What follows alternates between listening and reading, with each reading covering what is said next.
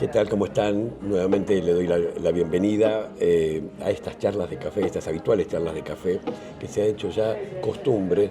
Y en este día en particular justamente invité especialmente a Silvina, porque los seguidores hicieron unas cuantas preguntas que tenían que ver sobre el funcionamiento del Tribunal de Casas Particulares que funciona en la ciudad de Buenos Aires. Temas puntuales que han tenido ellos experiencia como demandados, pero hay cuestiones muy especiales, muy individuales, que son tenidas en cuenta. Por eso le pedí a mi amiga Silvina, la doctora Silvina Álvarez, que bueno, tiene larga experiencia y nos va a poder explicar. Y me tomé el atrevimiento de anotar algunas de las preguntas que me hicieron. Silvina. ¿Cómo estás, Jorge? ¿Qué tal? Muchas gracias por la invitación. La veníamos postergando, pero bueno, finalmente lo pudimos llevar a cabo. Sí. Así que bueno, te súper agradezco esta oportunidad de poder compartir a la audiencia un poco mi experiencia de tantos años. Sí. Yo estaba en deuda porque algunas de estas hacía tiempo que me las habían preguntado y las tenía reservadas para este momento. Ah, bueno, a ver. Para este momento. Bueno, una de las preguntas fue, esta en realidad es mía. ¿Cuál crees que es el motivo de la creación de un tribunal especial para el régimen de casas particulares? Bueno, la pregunta es un poco compleja porque tiene que ver con la particularidad que tiene esta relación entre empleadores y trabajadores. Vos sabés, Jorge, que se da en el marco de una casa particular y eso conlleva que las relaciones no sean lo mismo como si fuese una relación en una oficina, ¿no? en un lugar privado, en el ámbito privado del derecho. Entonces, esta particularidad, esta familiaridad que se crea entre el empleador y el trabajador o la trabajadora, hace que en el supuesto de que se arribe un conflicto entre las partes, este conflicto deba dirimirse, en mi entender, y principalmente en un tribunal especializado. No digo con esto que la justicia laboral no pueda llevarlo a cabo, pero sí tiene determinadas particularidades que no son exactamente las mismas a una relación que puede darse en el marco de un comercio o en el marco de otra actividad. Exactamente lo que me hace recordar, Silvina, es en la provincia de Buenos Aires, los tribunales que intervienen en temas de casas particulares son los mismos que intervienen en todo tipo de relación laboral. En San Isidro, una vez estaba en una audiencia y cuando yo llego, que ya nos identifican que siempre estamos en este tipo de contiendas de la parte empleadora, me dice, doctor, me dijeron, esto tendría que tramitar más en un juzgado de familia porque parecen más divorcios que otra cosa. Sí. Me causó gracia, pero me dejó pensando y justamente es lo que acaba de decir Silvina. Bueno, justamente y relacionado a esto, Silvina, ¿qué características se pueden destacar en este tipo de juicios? Las características son muchas. En primer lugar, entiendo yo que la figura del empleador, el empleador que podemos ser cualquiera de nosotros, es muy difícil que nos reconozcamos como empleadores. Y eso es un poco lo que vino a traer la ley 26844, ¿no? El establecer la figura de empleador. Obviamente el trabajador siempre fue trabajador, pero parece que el contratante no puede adquirir esa calidad. Entonces, respecto a tu pregunta, el empleador es una persona que puede necesitar que cuiden sus hijos, que puede necesitar que cuiden a sus padres. Estamos hablando de familiares muy queridos, muy directos, muy allegados. Puede ser que necesite una ayuda simple, como sea una tarea del hogar. Pero la característica del empleador es particular, porque somos cualquiera de nosotros. Y la característica de la trabajadora, generalmente son mujeres, el mayor grupo el género es generalmente mujeres, el 99% de las trabajadoras son mujeres, solo 1% tenemos de hombres trabajando en la actividad. También hay vulnerabilidades, existen trabajadoras que no son argentinas, también hay muchísimas argentinas. La trabajadora en sí generalmente no siempre, pero puede provenir de sectores más vulnerables de la sociedad. Claro. Silvina hizo referencia a la ley 26844. Te comento, esta ley 26844 empezó a funcionar en el año 2013, en el 2013. Anterior había un régimen que era el famoso decreto de ley 326 del 56. ¿Y por qué lo menciono? Porque era del año 56, no era un gobierno, era un gobierno de facto. Digamos que el primer régimen jurídico que se hizo fue en un gobierno de facto, pese a que, y estamos hablando del año 56, y hablé del 2013, que es esta, la 26844. En el medio pasaron un montón de gobiernos de distintas banderas políticas, muchas se referían a la defensa de los trabajadores, pero ninguno se ocupó básicamente del tema de casas particulares, hasta que llegamos a ese año, que el mismo día que habemos Papa, porque fue el mismo día que Francisco fue elegido, pues dejó de ser Jorge Bergoglio para llamarse Francisco, fue el día que el Congreso se refirió a esta ley. Bueno, seguimos con las preguntas. ¿Qué relaciones has podido observar en estos años que exceden el marco de la relación típica contractual? Y que medio la contestaste recién. Sí. Bueno, esto es un poco lo que vos recién comentabas respecto a lo que te decían en los juzgados de la provincia de Buenos Aires, ¿no? Cuando le llega seguramente un expediente con estas características, se encuentran con situaciones distintas a las propias de un pasillo de tribunales, ¿no? En estos años he visto mucho dolor, mucha tristeza, he visto mucha relación, he visto mucho empleador realmente agradecido, he visto mucho empleador emocionado.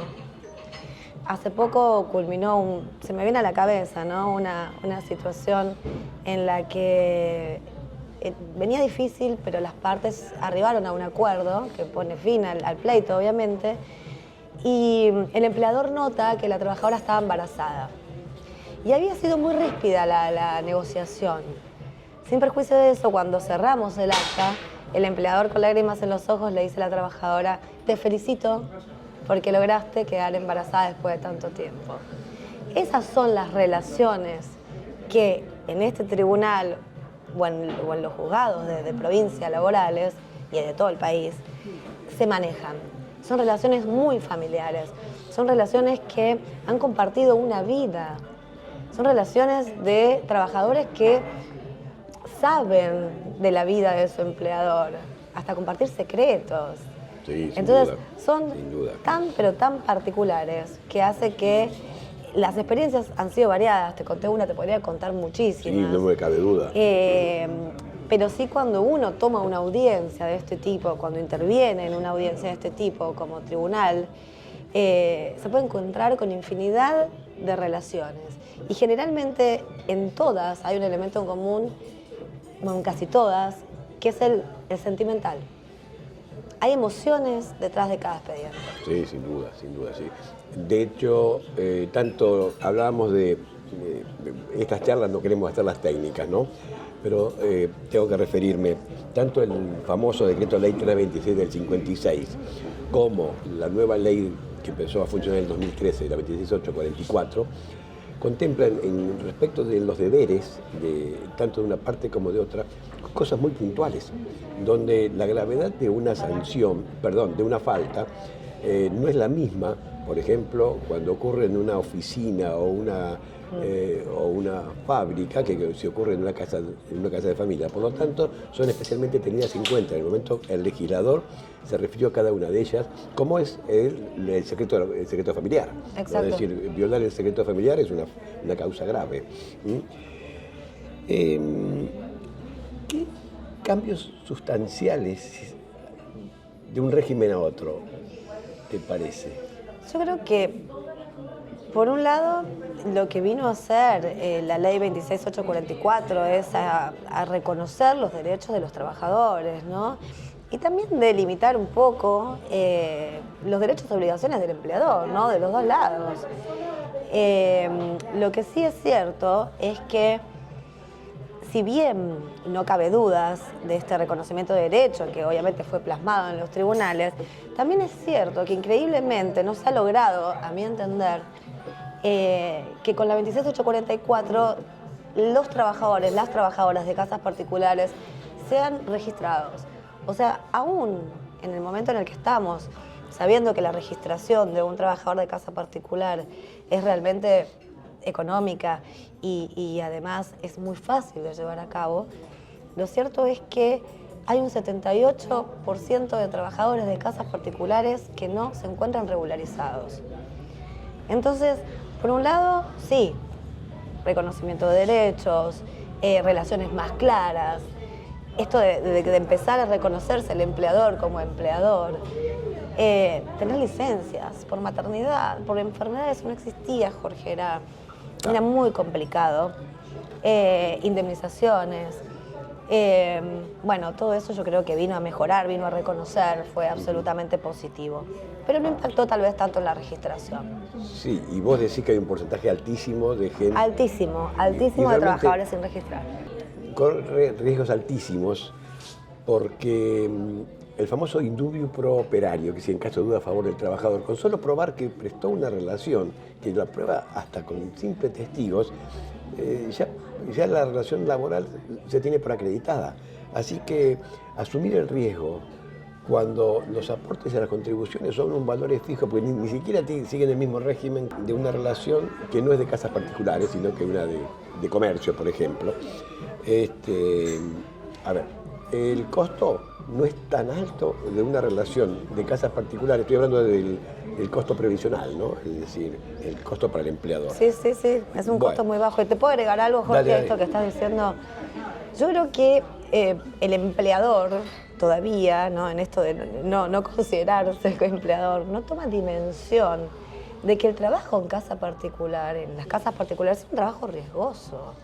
El tan solo hecho de cuidar a un niño, los niños sabemos que suelen jugar por el piso con sus juguetes, podría ocasionar cualquier tipo de accidente. Lo mismo pasa cuando atienden a nuestros papás, a nuestros abuelos.